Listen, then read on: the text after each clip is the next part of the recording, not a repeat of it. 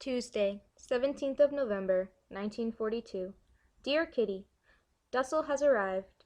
All went well. Miep had told him that he must be at a special place in front of the post office at 11 o'clock, where a man would meet him. Dussel was standing at the rendezvous dead on time.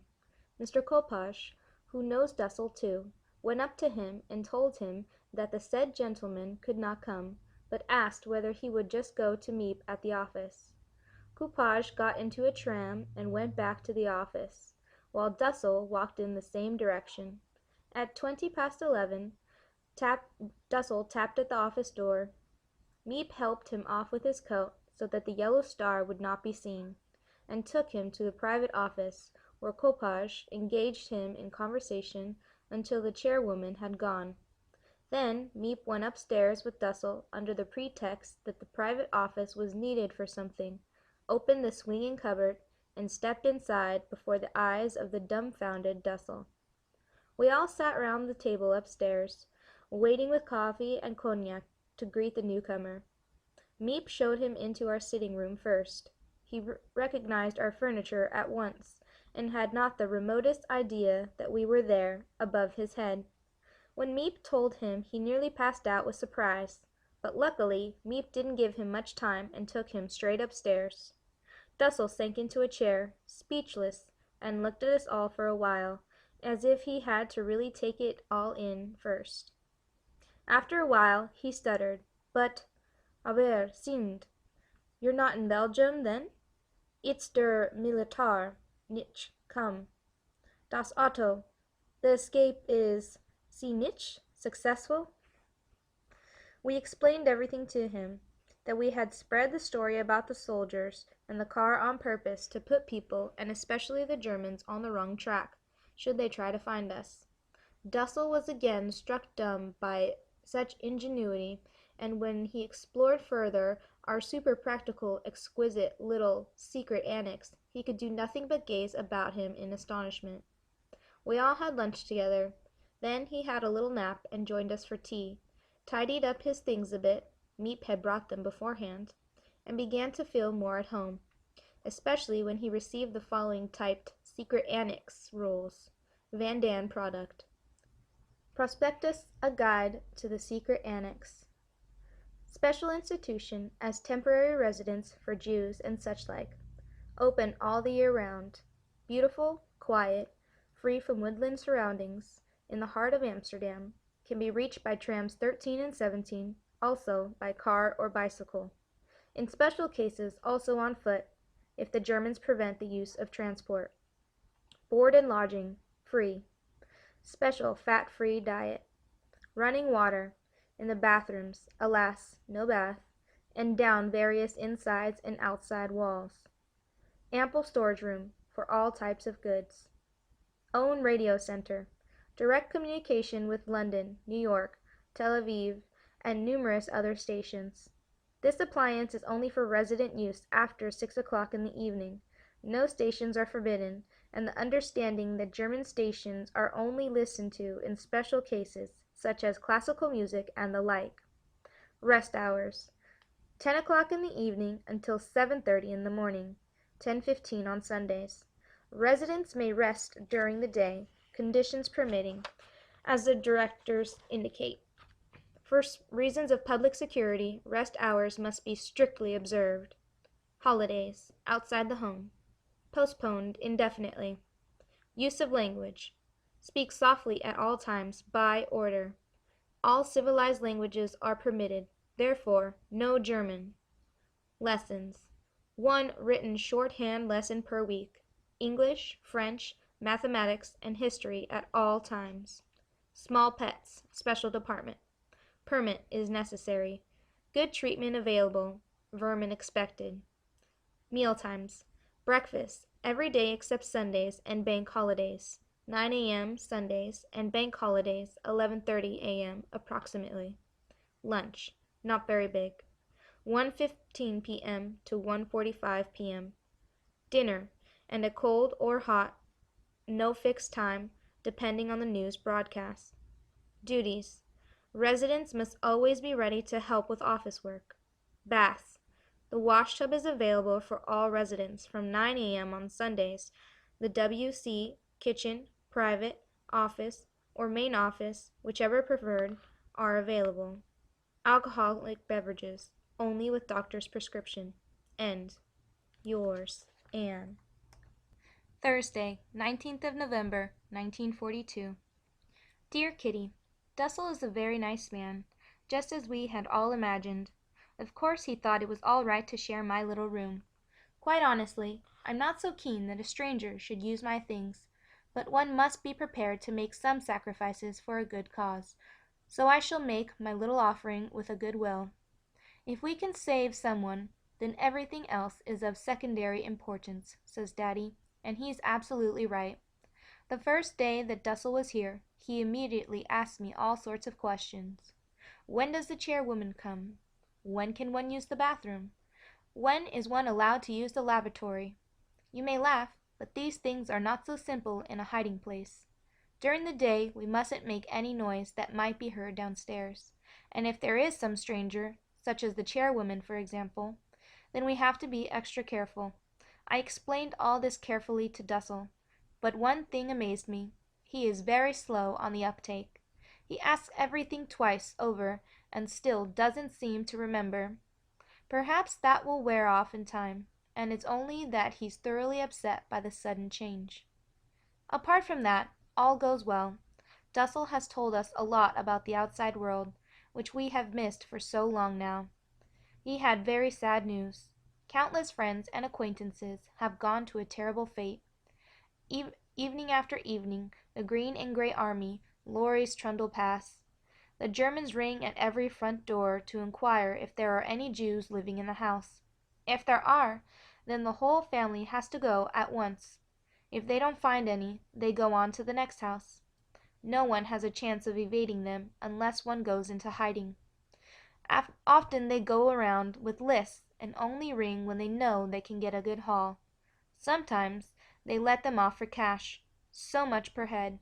It seems like the slave hunts of olden times, but it's certainly no joke. It's much too tragic for that. In the evenings when it's dark, I often see rows of good, innocent people accompanied by crying children, walking on and on, in charge of a couple of these chaps, bullied and knocked about until they almost drop. No one is spared. Old people, babies, expectant mothers, the sick, each and all join in the march of death. How fortunate are we, so well cared for and undisturbed. We wouldn't have to worry about all this misery were it not that we were so anxious about all those dear to us whom we can no longer help. I feel wicked sleeping in a warm bed, while my dearest friends have been knocked down or have fallen into a gutter somewhere out in the cold night. I get frightened when I think of close friends who have now been delivered into the hands of the cruelest brutes that walk the earth, and all because they are Jews. Yours, Anne. Friday, 20th of November, 1942. Dear Kitty, none of us really knows how to take it all. The news about the Jews had not really penetrated through to us until now, and we thought it best to remain as cheerful as possible.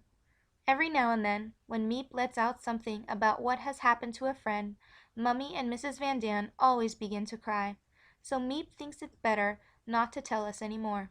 But Dussel was immediately plied with questions from all sides, and the stories he told us were so gruesome and dreadful that one can't get them from out of one's mind. Yet we shall still have our jokes, and tease each other, when these horrors have faded a bit in our minds. It won't do us any good, or help those outside, to go on being as gloomy as we are at that moment. And what would be the object of making our secret annex into a secret annex of gloom? Must I keep thinking about those other people, whatever I am doing? And if I want to laugh about something, should I stop myself quickly and feel ashamed that I am cheerful? Ought I then to cry the whole day long? No, that I can't do. Besides, in time this gloom will wear off. Added to this misery, there is another, but of a purely personal kind, and it pales in significance beside all the wretchedness I've just told you about. Still, I can't refrain from telling you that lately I have begun to feel deserted. I am surrounded by too great a void. I never used to feel like this. My fun and amusements, and my girl friends, completely filled my thoughts. Now, I either think about unhappy things, or about myself. And at long last I have made the discovery that Daddy, although he's such a darling, still cannot take the place of my entire little world of bygone days. But why do I bother you with such foolish things? I'm very ungrateful, Kitty. I know that. But it often makes my head swim if I've jumped upon too much, and then on top of that have to think about all those other miseries. Yours, Anne. Saturday, 28th of November, 1942. Dear Kitty, we have used too much electricity, more than our ration. Result, the utmost economy and the prospect of having it cut off. No light for a fortnight, a pleasant thought that. But who knows, perhaps it won't happen after all. It's too dark to read in the afternoons after 4 or half past. We pass the time in all sorts of crazy ways, asking riddles, physical training in the dark, talking English and French, criticizing books. But it all begins to pall in the end. Yesterday evening I discovered something new. To peer through a powerful pair of field glasses into the lighted rooms of the houses at the back. In the daytime we can't allow even as much as a centimeter's chink to appear between our curtains, but it can't do any harm after dark. I never knew before that neighbors could be such interesting people. At any rate, ours are. I found one couple having a meal, one family was in the act of taking a home movie, and the dentist opposite was just attending to an old lady, who was awfully scared. It was always said about Mr. Dussel that he could get on wonderfully with children and that he loved them all. Now he shows himself in his true colors, a stodgy, old-fashioned disciplinarian and preacher of long, drawn-out sermons on manners.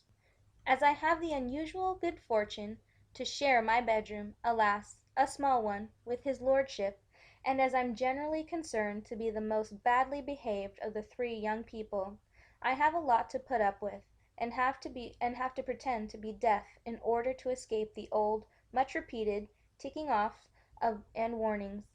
All this wouldn't be too bad if he wasn't such a frightful sneak, and he didn't pick on Mummy of all people to sneak to every time. When I've already just had a dose from him, Mummy goes over it all again, so I get a gale aft as well as fore. Then, if I'm really lucky, I'm called on to give an account of myself to Mrs. Van Daan, and then I get the veritable hurricane. Honestly, you needn't think it easy to be the badly brought up central figure of a hypocritical family in hiding. When I lie in bed at night and think over the many sins and shortcomings attributed to me, I get so confused by it all that I either laugh or cry. It depends what sort of mood I'm in. Then I fall asleep with a stupid feeling of wishing to be different from what I am or from what I want to be. Perhaps to behave differently from the way I want to behave, or do behave. Oh, heavens above, now I'm getting you in a muddle too. Forgive me. I don't like crossing things out, and in these days of paper shortage we're not allowed to throw paper away. Therefore, I can only advise you not to read the last sentence again, and certainly not to try to understand it, because you won't succeed anyhow. Yours, Anne. Monday, 7th of December, 1942. Dear Kitty, Hanukkah and St. Nicholas Day came almost together this year, just one day's difference. We didn't make much fuss about Hanukkah. We just gave each other a few little presents, and then we had the candles. Because of the shortage of candles, we only had them alit for 10 minutes, but it is all right as long as you have the song. Mr. Van Daan had made a wooden candlestick, so that too was all properly arranged. Saturday, the evening of St. Nicholas Day, was much more fun. Miep and Eli had made us very inquisitive by whispering all the time with Daddy, so naturally we guessed that something was on. And so it was. At 8 o'clock we all filed down the wooden staircase through the passage in pitch darkness (it made me shudder, and I wished this was safely upstairs again) into the little dark room. There, as there are no windows, we were able to turn on a light. When that was done, Daddy opened the big cupboard. "Oh, how lovely!" we all cried. A large basket decorated with St. Nicholas paper stood in the corner and on top there was a mask of black